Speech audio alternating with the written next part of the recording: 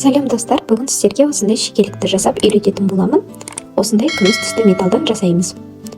Ең алдымен бізге осындай плоскогубцы қажет болады. Бұл жерде плоскогубцының өзі бізге жеткілікті. Одан кейін осындай цеп және шеткі жағына карабин және осындай кішкентай кулончикті қолданамыз. Ал араларын біріктіру үшін осындай соединительный кольцаны қолданатын боламыз.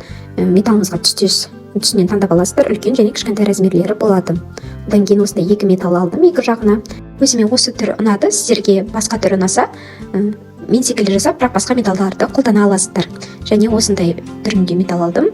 Одан кейін шекеліктің негізгі бөлігін осындай металдан жасайтын боламын. Бұдан бізге 8 данасы қажет. Төменгі бөлігіне осындай әдемі металдан алдым. Енді біз шекелігімізде фурнитураларымыз қалай орналасатынын анықтап аламыз. Мен осылай өзіме қалай ыңғайлы, қалай әдемі келеді, солай қойып алған болатынмын. Сіздерге басты мақсат менде қалай шекелікті жасаймыз, қандай құралдар қолданамыз, соны көрсеткім келді. Ал мен таңдаған түсте емес, мен таңдаған металда емес, басқа түрде фурнитураларды алып, осылай шекелікті құрастыра аласыздар.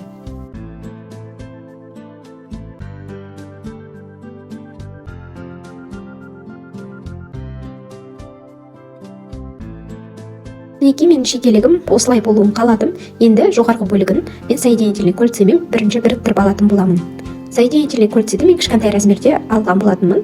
Мына жерде қателеспесем, менде 5 мм-лік соединительный кольца секілді осындай біз плоскогубцамызбен ашып алып, екі металлымызды осы соединительный кольцамен біріктіріп аламыз. Бұл жерде мұқият болатын зат, металдарыңыз салған кезде барлығы алға қарай қарап тұрғанына мұқият болыңыздар. Егер двухсторонний болса, онда оған қорықпауға болады.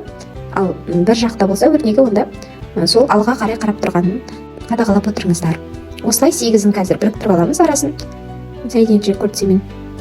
Одан соң төменгі бөлігіне жаңағы капля секілді фурнитурамызды тағамыз.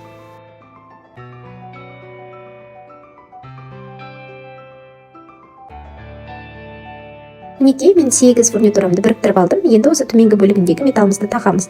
Ең бірінші өстіп бір соединительный кольцамызды тағып аламыз. Енді оның жоғарғы жағына екінші соединительный кольцамызды қосып, жаңағы шекелігіміздің ортаңғы бөлігіндегі тағып қойған соединительный кольцамызға біріктіреміз.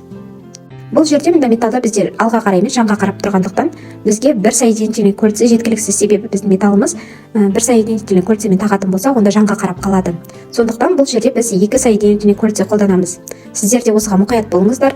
Бұйым таңдағанда, егер мен сияқты бұйымды таңдайтын болсаңыздар, онда соединительный кольцаларыңызды көбірек алып қойыңыздар. Алға қарап тұратын мен бірінші шашпау сіздерге үйреттім ғой, сол жерде менде каплялардың жоғарындағы несі алға қарап тұратын еді. Біздер бірінші бұйымымыздың төменгі жағына ештеңе таққан жоқпыз, байқасаңыздар, ол жерге біз манағы алған бұйымымызды тағатын боламыз. Ең бірінші осылай ортасынан бастадым. Енді екінші фурнитурамыздың, яғни металлымыздың төменгі бөлігіне осылай тағамыз және ортасына осылай қайталап, екі соединительный кольцамен барлығын орналастырып шығамыз. Міне осылай болып жатыр, бізде осылай жалғастырамыз соңына шейін. Соңғы металлымызды қалдырып кететін боламыз. Ортаңғы бөлігіне де, төменгі бөлігіне де осылай екі соединительный кольцамен орнатып шықтық. Кішкене шекелігімізге ұқсап келе жатыр. Енді екі жақтағы біз металлымызға ештеңе орнатқан жоқпыз төменгі бөлігіне. Себебі оған манағы алған торсық сияқты осы фурнитурамызды орнатамыз. Төменгі бөлігін мен осылай етіп сәндеп қойдым. Қазір сіздерге қалай осыларды қондырғанымды көрсетемін. Бізде мына бұйымымызда тесігі дәл жаңағыдай жанға қарап тұрады. Бізге бұл өте жақсы, себебі екеуінің ортасына тек бір соединительный кольцамен қоса салатын боламыз. Сіздерде егер жоғарғы жағындағы бөлігінде тесігі алға қарай қарап тұратын болса, төмендегі металды да сондай түрде алыңыздар. Себебі өте көп соединительный кольца қажет болып кетеді.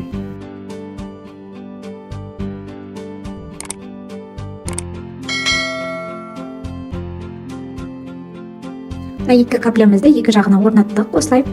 Енді ортаңғы бөлігіне біз цеп тағып алатын боламыз. 5 кольцадан тұратын цепті қиып аламыз. Содан кейін барып, бір соединительный кольцамен ортасына жалғадық.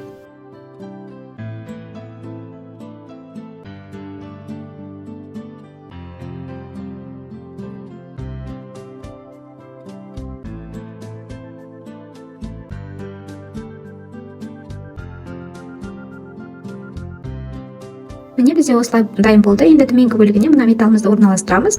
Бұл бізде алға қарай қарап тұру үшін бұл жерде де 2 соединительный кольца қолданамыз. Себебі бір соединительный кольцамен бізде бұйымымыз алға қарап тұрмайды.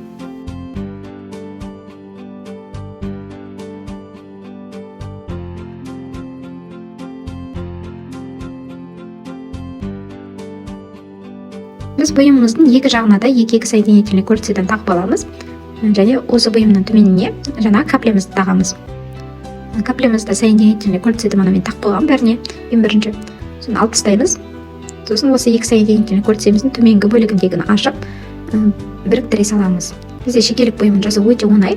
Жай ғана сіздерде жақсы идея болса, сол металдарды таба алатын болсаңыздар, әдемі біріктіріп жасау өте оңай. Енді жоғарғы бөлігіміздегі 5-ші цепке осыны біріктіре қоямыз. Мінекей бізде жанында тұратын осындай әдемі бөлігі дайын болды. Енді бұны жоғарғы бөлігіне соединительный кольцамен біріктіре саламыз.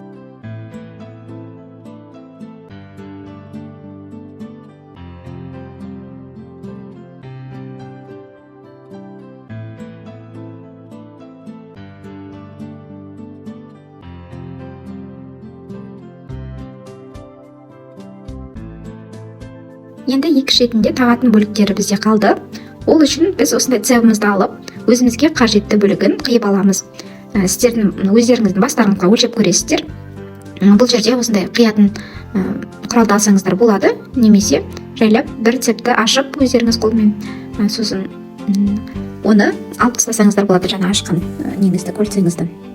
Содан кейін екінші жаққа да дәл осындай цеп қиып аламыз. Енді бір жақ бөлігінің шетіне біз карабинімізді соединительный кольцамен орналастыратын боламыз. Ал екінші бөлігіне жаңағы кішкентай кулончигімізді орналастырамыз. Неге біз бір жақ бөлігін орналастырып болдық, екінші жағына да дәл осылай қолданамыз. Мен соединительный кольцаның кішкентай түрін қолдандым. Бұл жерде маған үлкен соединительный кольца артық етеді, сондықтан кейбір металдарда үлкен соединительный кольца қажет болады, екі орталарын қосқан кезде. Соған қарай өздеріңіз таңдайтын боласыздар. Екінші жағымыздағы кулонға да осы цепті жалғаймыз. Цебіміздің екінші жағын біздің шекелігімізге соединительный кольцамен біріктіреміз. Видеоның төменгі бөлігіне описание деген жерге қанша соединительный кольца кетті, қанша бізге металл кетті, соны мен төменгі бөлігінде жазып кетемін. Қажет болса сол жерден көріп алсаңыздар болады, немесе менің Аюка Декор Instagram парақшама жекеме жазып сұрасаңыздар да болады. Барлық сұрақтарыңызға жауап беруге тырысамын. Міне бізде осылай 5-10 минуттың ішінде шекелігіміз дайын болды. Жасалу жолы өте оңай. Видеом сіздерге ұнаса, каналыма тіркелуді ұмытпаңыз. Лайк басып, сұрақтарыңыз болса комментарийда жаза кетіңіздер. Сіздермен мен Аяулым Марысқызы. Алған білімдеріңіз қайырлы болсын.